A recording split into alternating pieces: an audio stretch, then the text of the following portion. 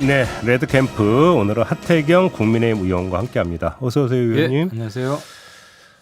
이준석, 유승민 두 분과의 연대를 계속 강조를 하시던데 아직도 그렇죠. 여지가 남아 있다고 보시는 겁니까?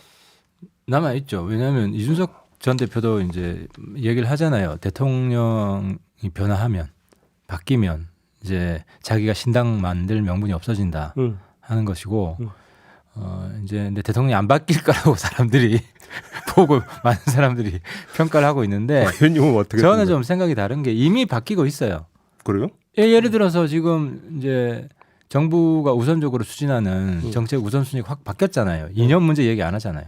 이념 문제 쑥 들어갔고 실제로 민심 경제 그리고 외국 순방하는 것도 다 경제 외교예요. 네. 이번에 영국 네덜란드 가는데 영국하고는 이제 FTA 문제를 할 거고요. 네덜란드는 또 반도체 ASML 문제가 있잖아요. 굉장히 우리 산업의 핵심적인 이제 회사잖아요. 그래서 지금 민생 경제로 완전히 바뀌었어요. 근데 이제 중요한 게 정책뿐만 아니라 인사, 그죠? 당하고 관계 이제 이런 것들이 이제 앞으로 이제 관전 포인트인데 저는 뭐 바뀔 거라고 봅니다. 근데 이거저거 다 떠나서 혹시 이준석 대표는 좀 대화는 좀 나누세요, 요즘도? 필요할 때 하죠. 그럼 의원님은 뜯어 말리시는 거고 신당하지 말라고? 그렇죠. 왜냐하면 끝이 보이는데. 그럼 그치? 뭐라고 그래 이준석 대표는? 뭐라고 이 대답을 대표는 해요? 그거죠. 대통령이 변하면 그러면? 변하지 않으면 나는 간다. 그러니까 지금 그 말씀도 하셨을 거 아니에요. 변하고 있다는 말씀도 하셨을 거 아니에요. 근데 이제 서로 지금 체감 온도가 많이 다르죠. 체감 온도가 많이 다르고 예. 또 이제 이준석 대표는 본인이 이야기했지만 신뢰가 깨진 상태잖아요. 그렇죠, 그렇죠. 그렇지만 국민들이 보기에 음흠. 대통령이 바뀌었다라고 하면 또 이준석 또 정치인이기 때문에 네. 정무적으로 신당 만드는 게 어렵겠구나라는 판단을 할 수 그 있죠. 국민들이 봤을 때라고 하는 게 혹시 대통령의 지지율 추이 혹시 이걸 염두에 두고 하시는 그거랑 관련 있죠. 있습니까? 예, 이제 대통령이 바뀌었다고 지금 이제 초반부 작년 전당대회 시점부터죠. 이준석 대표 날리는 그 시점부터죠. 그때부터 대통령의 모습이 지금도 똑같다고 생각하는 그런 관상이 있고, 근데 아니구나. 대선 때 대통령 모습, 후보 때 네. 돌아갔구나라는 네. 판단이 들면 많은 국민들이 돌아올 거라고 봅니다. 근데 어제 저희도 전해드린 바가 있었는데 이준석 전 대표가 이제 KBS 나가가지고 이른바 김건희 특검법 이걸 언급을 하면서 공정, 뭐 거부하면 공정에 반하는 거 아니야 이런 취지의 발언을 하던데 하나요 바로미터 이런 걸 이걸 설정하고 있는 거 아니에요? 그 이제 뭐 윤석 대표 입장에서는 지금 사실 반윤의 선봉이 있기 때문에 그런 말씀을 뭐 하시는 건 이해가 되는데 네. 저는 좀 생각이 다릅니다. 왜냐하면 이미 사실상 특검을 했어요. 문재인 정부 때. 그러니까 도이치모터스 이제 주가 문제인데 그러니까 그때 검찰을 통해서 그렇죠. 문재인 정부는 사실 문재인 정부 검찰이 지금 정부로 보면 특검이거든요. 그때 이미 한번 거쳤기 때문에 특검을 또 한 번 한다는 거는 그건 일종의 이중처벌이죠. 그러면 대통령이 김건희 특검법 거부해야 된다고 생각하시는 거예요? 당연히 거부해야죠. 당연히. 이미 뭐 문재인 정부 검찰 탈탈 털은 건데 이거는 민주당 선거 전략이에요. 근데 이준석 김건희 선거로 몰고 가기 위한 선거 전략이 눈에 뻔히 보이는데. 근데 오히려 이준석 전 대표 이걸 그 명분 삼아서 신당에 이제 가속도로 붙이는 거 아닐까요? 뭐 지금은 그런 마음이죠. 지금 어쨌든 윤 정부 뭐 이렇게 때릴 수 있는 가장 아픈 고리, 약한 골이 있으면 그걸 찾아가지고 막 이제 공격하는 그 마음 저도 충분히 이해해요. 그만큼 불신의 골이 깊다는 건데. 예. 근데 이제 이런 이제 불신의 골이 조금씩 옅어지고 그건 당 차원에서도 생길 수가 있고 정부 차원에서 생길 수가 있고 그럼 조금씩 변해갈 겁니다. 그러니까 이제 지금의 심리 상태는 한마디로 얘기하면 콩으로 매주를 쓴다고도 안 믿는 지금 상태다. 지금은 그렇다고 봐야죠. 야, 불신의 골이 엄청 깊은 거다. 굉장히 깊은 거죠. 그러나 이거저거 다 떠나서 이준석 전 대표가 지금 뭐 온갖 썰이 난무하고 있지만 정말로 대구에 출마하면 가능성이 있다고 보세요? 그건 이제 지금 현재 의원들 중에서는 네. 이제 붙을 만한 사람이 없어요.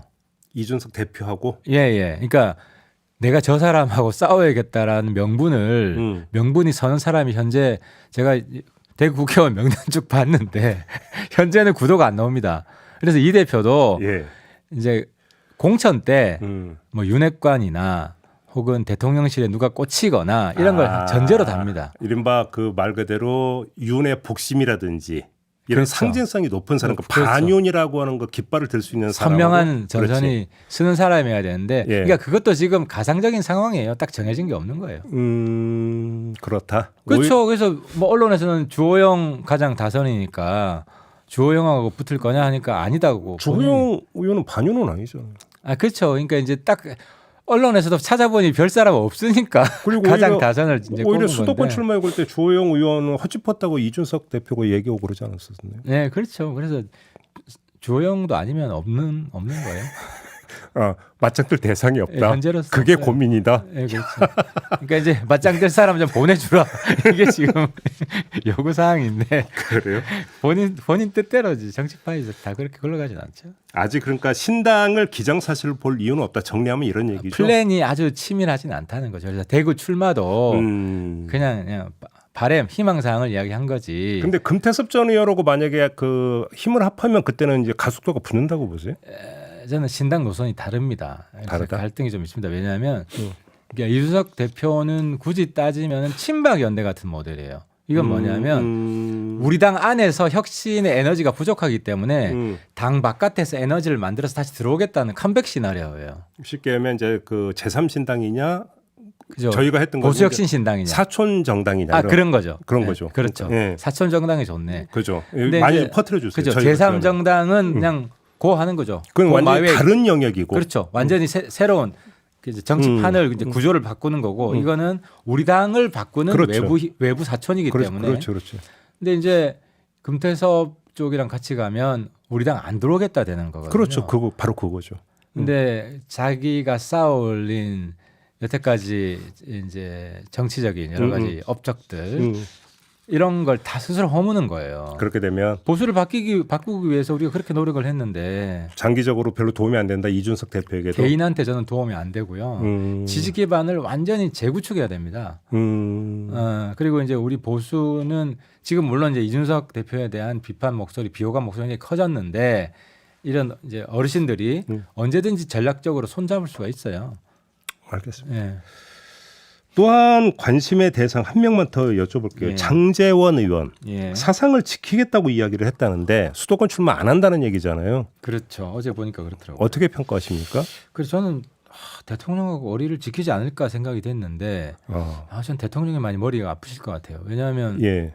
이 소위 이제 대통령을 사랑하면 내려놓으라. 그러니까 이영환 혁신위원장이 그 얘기를 했잖아요. 그래서 저도 혁신위원장 개인 생각인지 대통령의 어떤 마음이 들어 있는 건지 예. 이제 유심히 봤는데 제 결론은 우리 당 제 결론뿐만 아니라 당내 다수 중론은 대통령 주문이다. 그래요? 예, 그렇죠. 그러니까 여기서도 대통령 혁신 의지가 보여지는 거예요.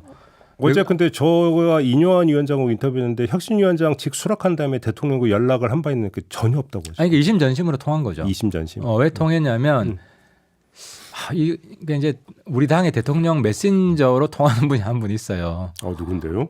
이용호 의원이라고. 예, 그 수행실장 했던 대선 때. 예. 그래서 우리가 이용호 의원이 의총에 나오면 약간 긴장을 합니다. 무슨 이야기를 하나. 실세시네? 엄청 실세시네? 이제 우리는 그렇게 해석을 합니다. 근데 실체는 모르지만 어떻게 얘기를 했는데 그분이?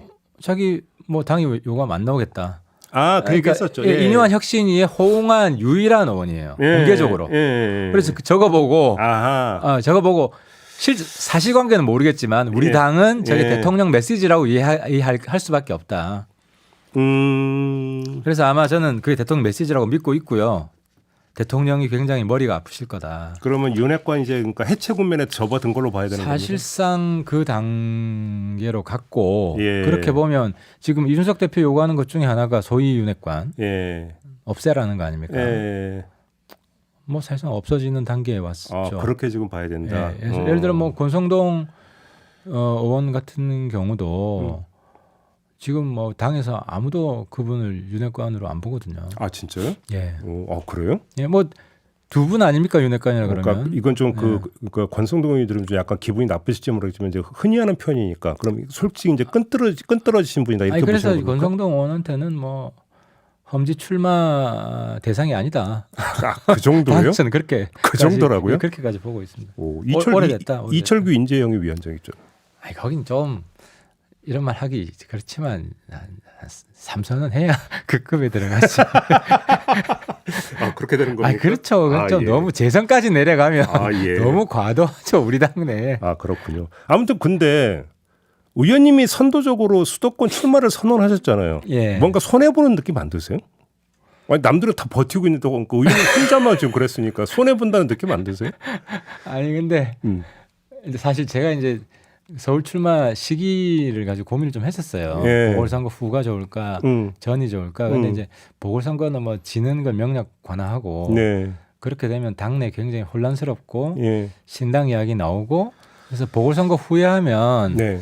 마치 이게 탈당하는 거냐 이런 메시지를 줄 수도 있을 것 같다는 생각이 아하, 들었어요. 예. 그래서 이제 그런 오해를 피하기 위해서 저는 예. 조금 일찍 한 겁니다. 사실은. 예. 한 거고.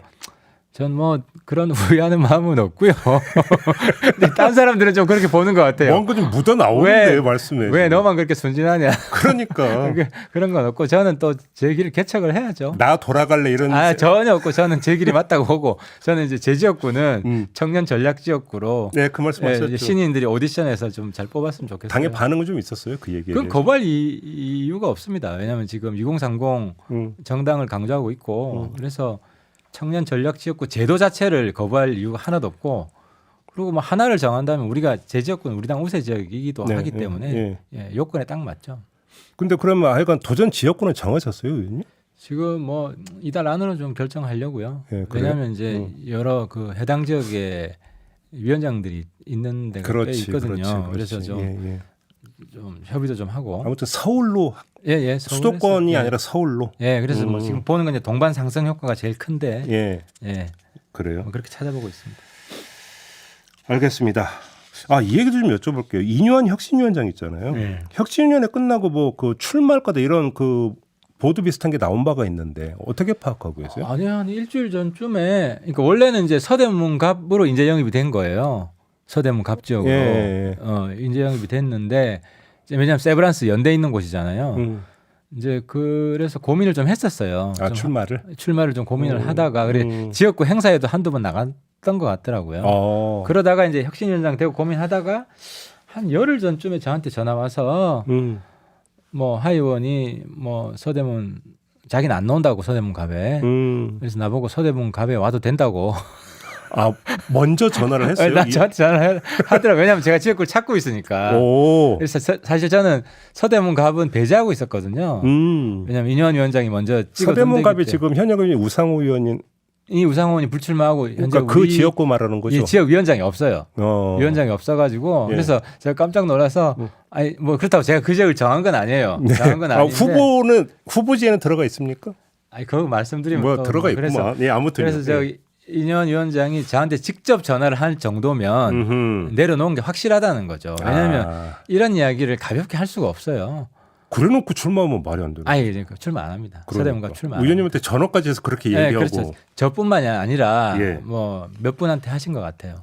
아, 그런 얘기를. 당 요직에 있는 분한테도. 어제 뭐 저희가 인터뷰에서 뭐 돌아간다 이런 얘기를 하더라고요.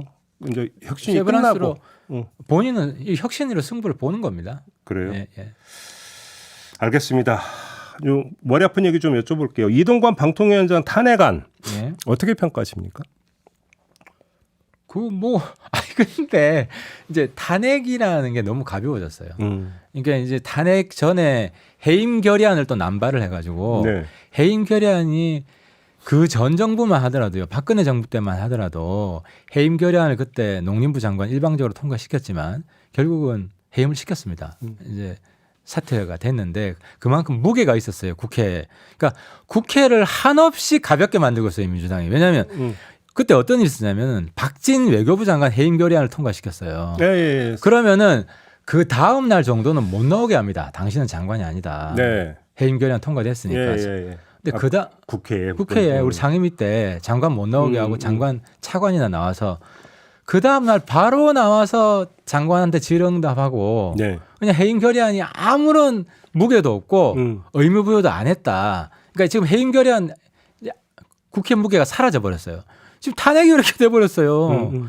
이상민 장관 뭐 잘못한 거 있지만 어쨌든 탄핵될 정도의 사안은 아니거든요. 밀어붙였지. 지난번에 누구죠? 그 판사 판사도 그 전에 민주당이 탄핵해서 예. 뭐 아예 그냥 음. 안건 기각이 됐지. 검사까지 탄핵을 하지. 뭐 검사 탄핵할 수도 있지만 그래서 국회를 이렇게 종이 비행기처럼 가벼운 존재로 만든 나 민주당 정말 이 지점에 대해서 불만이 많습니다. 탄핵은 탄핵될 사람을 해야 돼요. 알겠습니다. 그럼 마지막으로 이 질문 드릴게요. 노란봉투법, 예. 방송 3법, 그다음에 50억 클럽 특검법, 김건희 특검법. 이게 전부 다 이제 민주당 주도로 통과시킨다고 쳐요. 이미 2개는 통과가 됐고 4개 전부 다 윤석열 대통령이 다 거부권을 행사할 거라고 보세요. 근데 저는 좀 생각이 다른 게 50억 클럽은 예. 여야 합의로 통과시켰으면 좋겠어요.